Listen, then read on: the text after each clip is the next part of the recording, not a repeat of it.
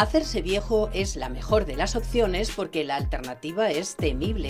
A la vejez viruelas, según el dicho, pero llegar a viejo hoy ya no es ver la vida pasar, sino disfrutar del descanso merecido, del ocio, del deporte, de la cultura. El edadismo no puede con una vejez cada vez más activa.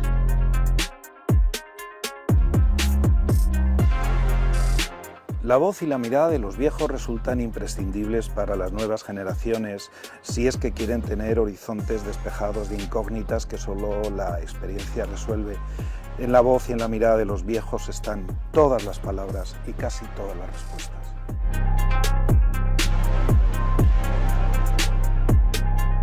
Hoy les saludamos desde el Centro de Mayores de Chamberí, un sitio donde nos han acogido con mucho cariño. Les agradecemos esta estupenda acogida en un lugar que lleva funcionando pues aproximadamente medio año. Yo creo que ni siquiera llega. Un centro moderno donde vienen muchas personas mayores a realizar pues un montón de actividades, porque realmente es gente activa. De eso vamos a hablar hoy, de la vejez.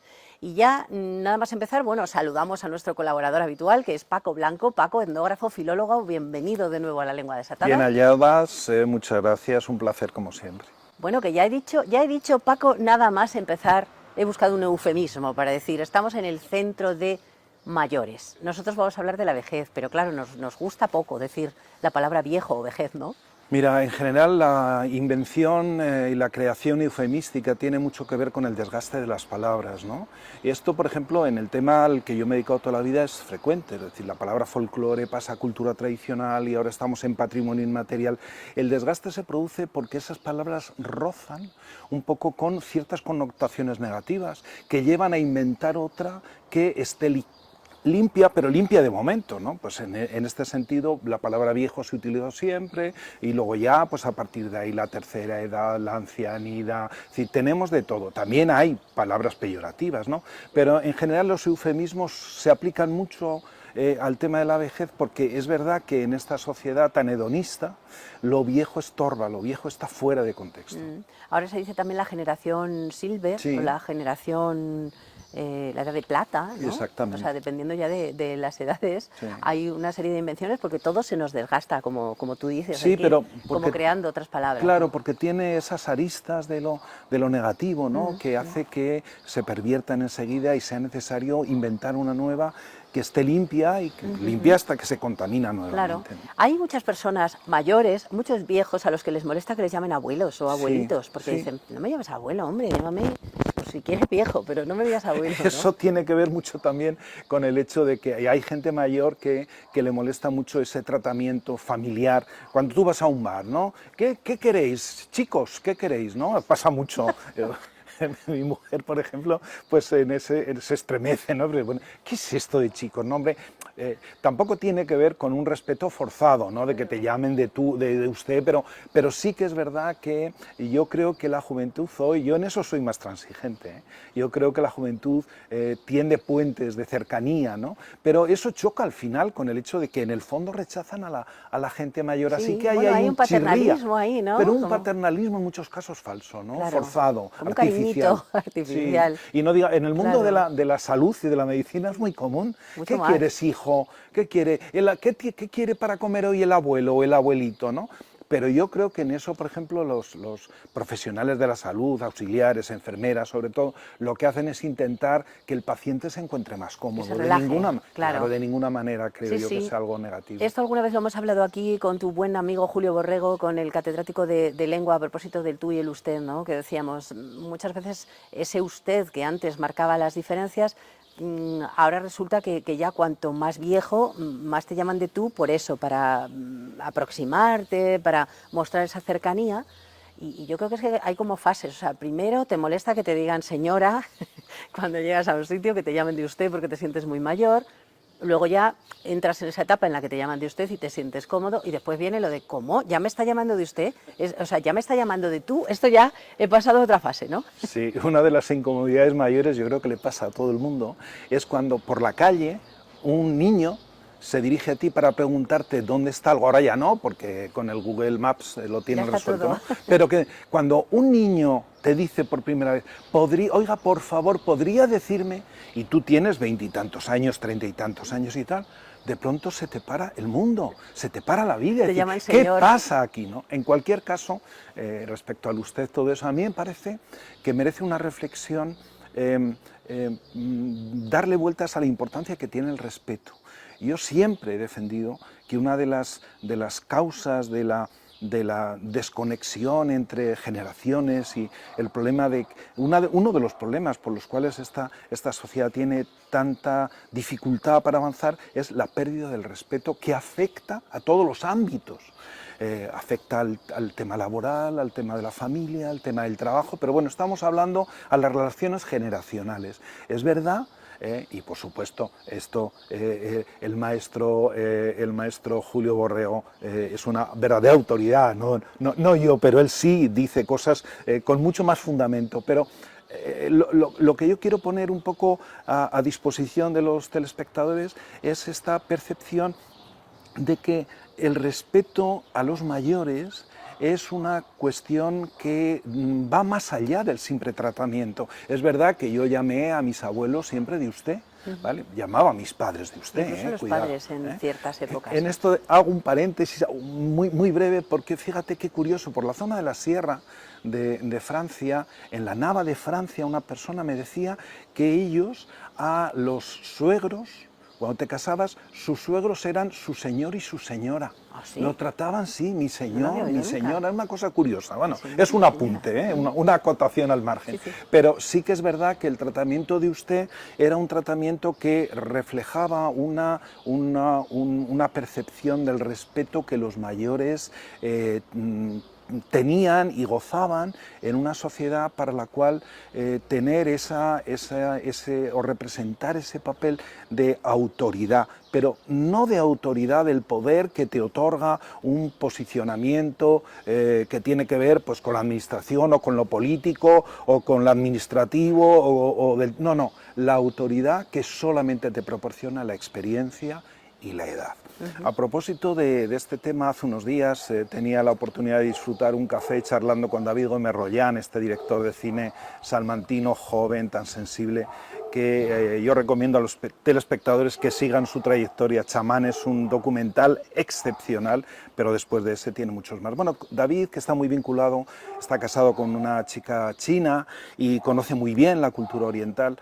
Me comentábamos a propósito de esto, ¿no? Del respeto a los mayores, y entre otras cosas comentaba que allí el respeto es mucho más evidente que aquí, ¿no? Y me contaba un detalle que a mí me hace mucha gracia, y es que allí, cuando ha estado trabajando en el mundo oriental, no solo en China, sino en países próximos, por ejemplo, cuando él estaba haciendo un documental y visitaba una zona donde había gente mayor y hablaba con gente joven, la gente joven le llevaba a casa para que hiciera una foto, grabara o hablara con su abuelo, con una persona mayor que en muchos casos no podía ya ni hablar, pero era un orgullo para ellos exhibir a los mayores, porque los mayores son la referencia, son la experiencia y son la autoridad, ¿no? Y en cambio, de que nosotros los escondemos, nosotros los escondemos. Y si es posible, hemos tenido experiencias, él y yo, conjuntas, de hacer trabajos de tipo etnográfico, donde la gente joven no quiere que grabes a los mayores porque les da vergüenza. Es terrible, es una gran pérdida si hemos llegado a ese punto. Poco respetuosos con eso. Bueno, decíamos que la palabra viejo se cargó de un significado muy negativo, que estamos comentando, pero luego también hay otras expresiones todavía a mayores más feas, ¿no? Pues un vejestorio, ser un vejestorio, ser un viejales, ¿no? Sí, en ese sentido yo creo que, bueno, hay una doble vertiente en el uso de una terminología, porque al tiempo que hablamos de generación de plata o generación silver, que tú decías antes, o de los abuelos, abuelito ya, algunas ocasiones sí es en tono cariñoso y en otras ocasiones es un tono despectivo, pero está ese viejales, está ese vejestorio, ¿no? Y eso ya es una utilización del lenguaje absolutamente despectiva. Entonces, bueno, y en cualquier caso yo creo que es una cuestión más conceptual que terminológica. Es decir, a mí me preocupa más que el hecho puntual de la utilización de un término despectivo, el hecho de que esté arraigado en el pensamiento, en la conciencia de la sociedad actual, este despego, este dejar de un lado a los viejos, que son el referente fundamental para que una sociedad pueda avanzar. Claro, de nuestros conocimientos y de, bueno, después hablaremos un poco también del papel de los viejos en la cultura tradicional. Este programa, este tema, ¿a ti se te ocurrió, Paco, precisamente el famoso día del apagón?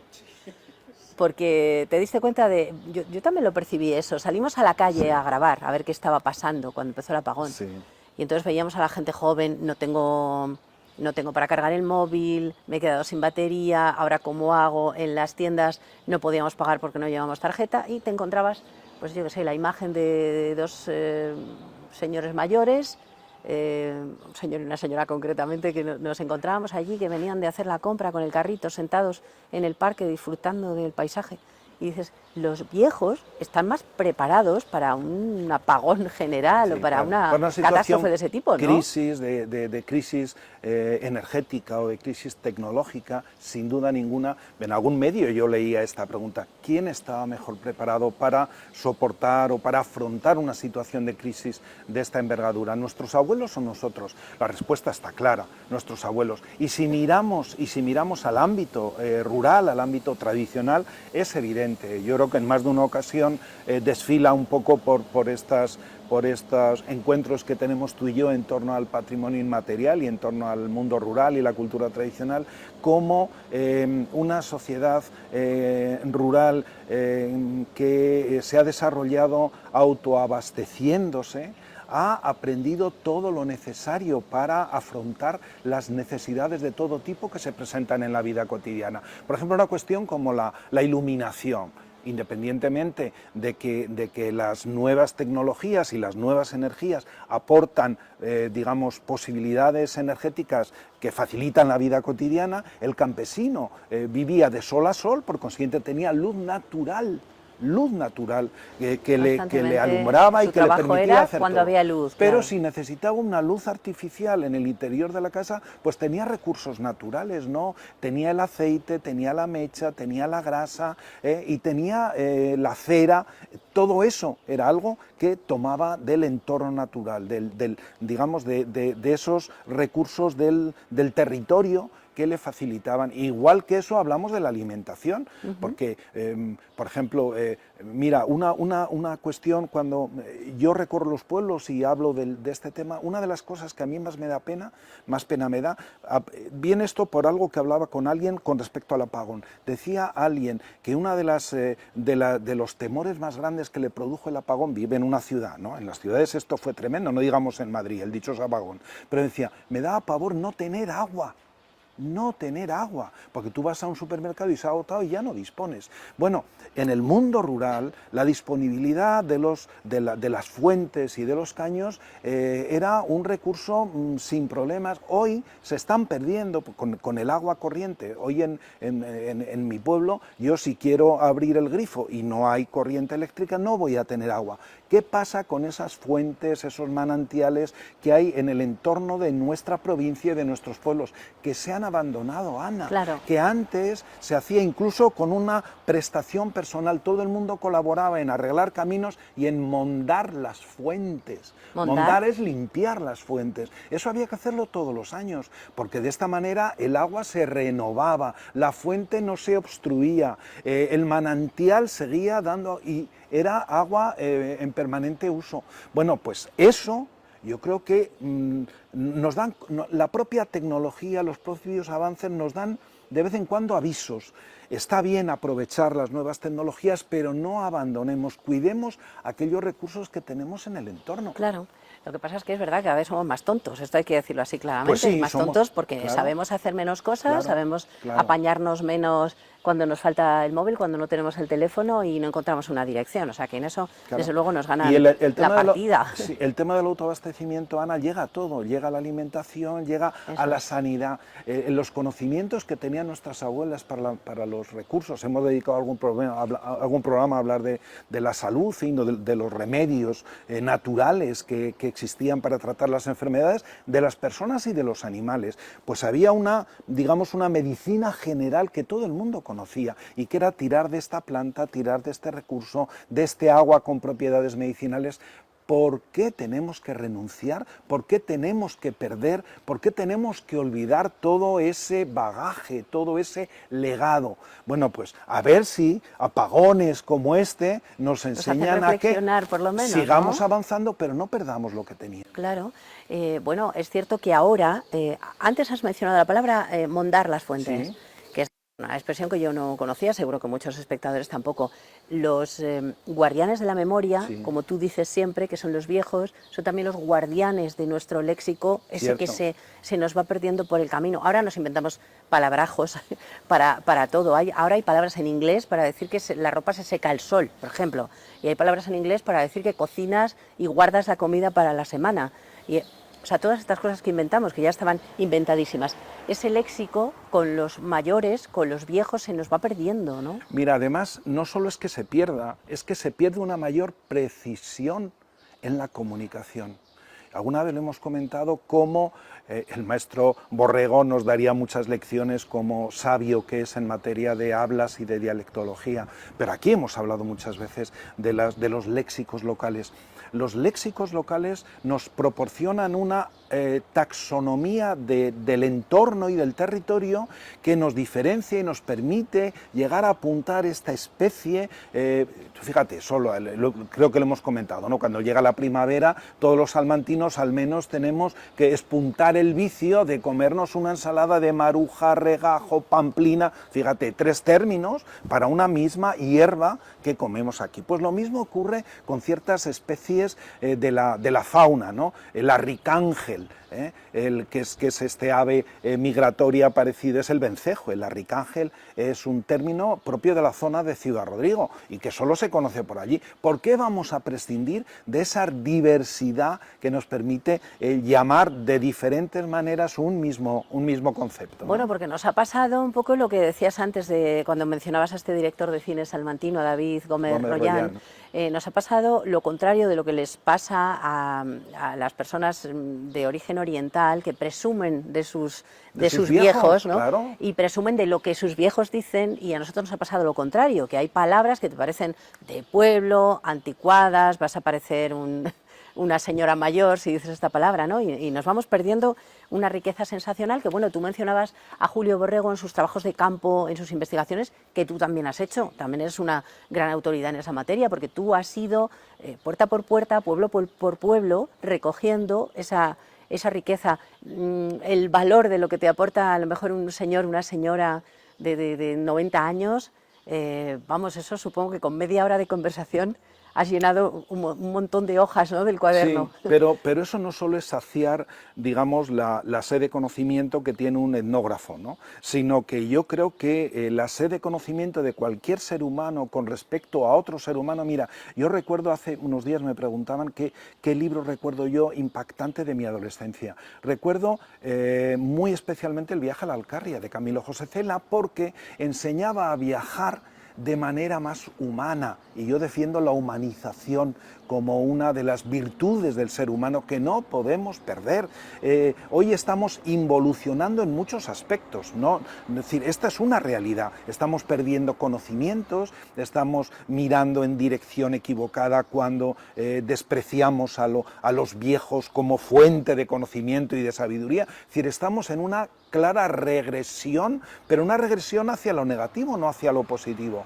Entonces, a mí me parece que yo creo que tendríamos que pararnos y reflexionar sobre si realmente vamos en una orientación adecuada, Claro. Ana, en esta sociedad y en nosotros como individuos, ¿no? Esta sociedad que se ha vuelto edadista, que esta es una palabra que antes no utilizábamos, el edadismo, que es una palabra tan fea, Terrible, no nos gusta terrible. nada, porque es verdad que es el rechazo en general a todo lo que tiene que ver con la gente mayor, con los viejos, con los ancianos, llamémoslo como queramos. Antes decíamos, los que saben cómo utilizar los remedios naturales, lo que tienen a su alcance, cómo conseguir agua, cómo cultivar un huerto, toda esa gente tiene una sabiduría tremenda que hemos ido perdiendo, y sin embargo, ahora esa persona que tanto sabe, que sabe cómo se llama la flor del saúco, ¿no?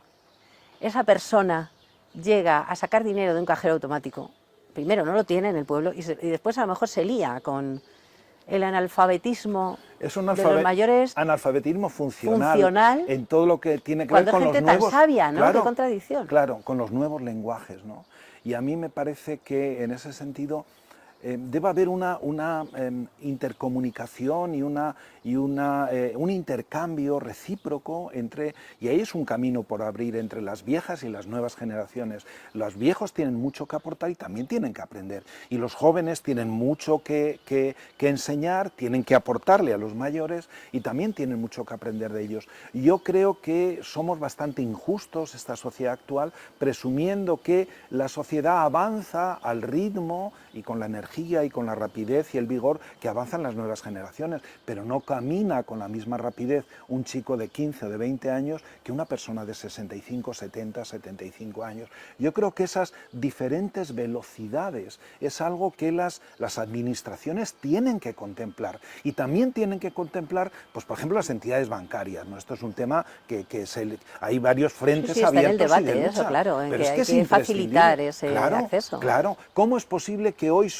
que si quieres hacer bueno, todavía se permite hacerlo en modo presencial, ¿no? Pero cada vez más el tema de la relación del paciente con la estructura sanitaria. Tú tienes que reservar o pedir cita y te van obligando cada vez más a que pidas cita a través de la aplicación, de la página web o de una llamada de teléfono, ¿no? Y lo presencial cada vez está más relegado, incluso en ocasiones es que no hay posibilidad de hacerlo de manera presencial. A mí me parece que este no es el momento de llegar a ese planteamiento radical. Hay que ir mucho más lento, y el ser humano y el individuo tiene todo el derecho a que se le permita ir a su ritmo, no le impongas un ritmo que una persona mayor no puede asumir. Sobre todo también que el no saber hacer ese tipo de cosas o el encontrarse con problemas a la hora de gestionar cualquier cosa a través de Internet no es de ser tonto, es que a veces hacen que nos creamos tontos por no tener esas habilidades. Eso es una cosa funcional que se aprende, es pura técnica, no tiene ningún mérito. El mérito pero yo creo otro. que sí, esos conocimientos, Ana, se incorporan al ADN porque los niños parece que Claro, nacen ya aprendidos, ¿no? Y exactamente. es una maravilla ver a un niño de 5 años enseñarle a utilizar el móvil a su abuelo de 80 años. Es maravilloso, ¿no? Claro. Pero bueno, que haya ese intercambio de conocimiento y de técnicas de aprendizaje me parece genial, pero es ese una es el cuestión camino. intergeneracional, que es otra palabra que se usa mucho ahora, sí. Las administraciones no la usan mucho. Vamos a crear una actividad intergeneracional. Sí. Bueno, pues eso es muy Fíjate, bonito. yo recuerdo, ¿no? permíteme que haga un recuerdo cariñoso, porque los últimos años que estuve en el Instituto de las Identidades desempeñamos una experiencia muy bonita que llamábamos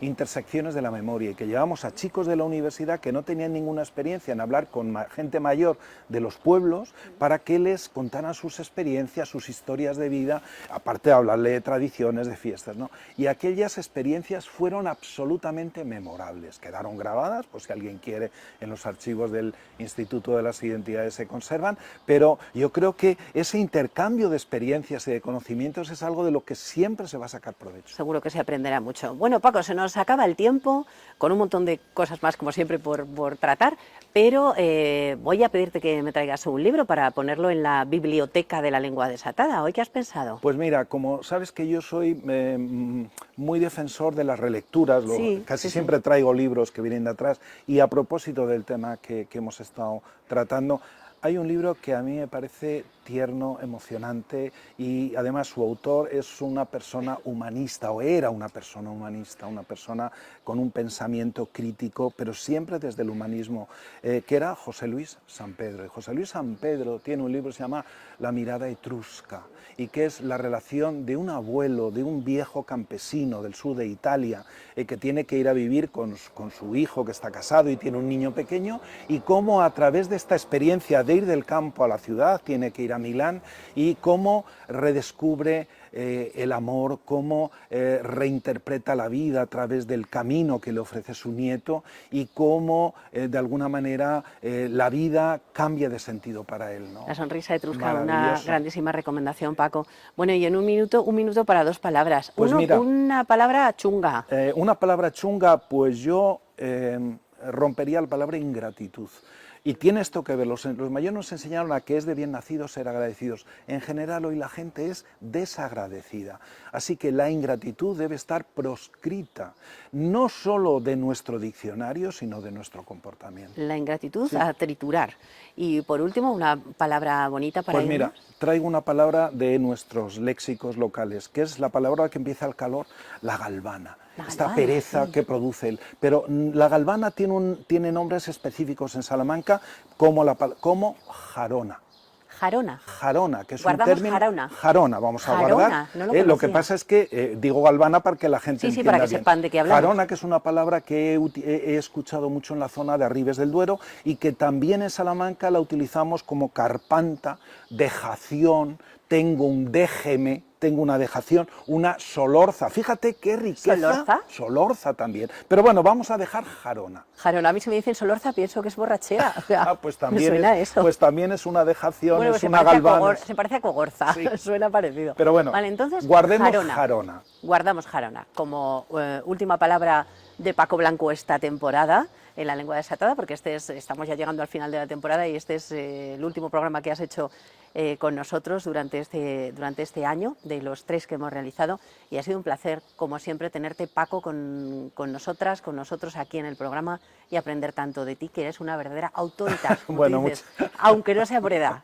autoritas por cuanto sabes. Ana, el privilegio es el mío, no por mí, sino porque me permitís que a través de mi voz y mi palabra traiga aquí el patrimonio inmaterial de los salmantinos. Un gusto compartirlo, muchísimas gracias, Un Paco. placer. Hasta la próxima. Nosotros nos vamos la próxima semana, más Lengua Desatada.